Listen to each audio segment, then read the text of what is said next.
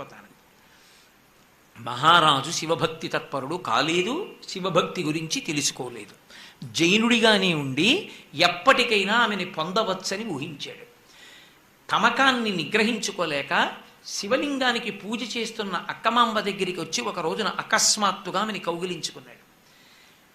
దుర్మార్గుడా, నేను నియమం పెట్టినా శివలింగాన్ని ఆరాధన చేస్తుండగా వచ్చి కౌగిలించుకున్నావు కనుక నువ్వు ఏ చేతులతో ముట్టుకున్నావో ఆ బట్ట నీ ముఖం మీద పడేస్తున్నానని ఆమె వివస్త్రయ్యి ఒంటి మీద బట్ట లేకుండా తీసి బట్ట రాజు ముఖం మీద పడేసి తన కబరీబంధాన్ని విప్పి ఆ కొప్పు వెంట్రుకల చేత తన శరీరాన్ని కప్పుకుంది.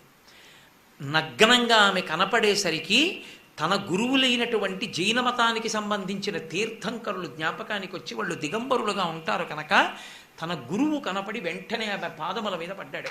ఆమె చరచరా బయటికి వెళ్ళిపోయింది. వెళ్ళిపోయిన తల్లి ఆ రోజులలో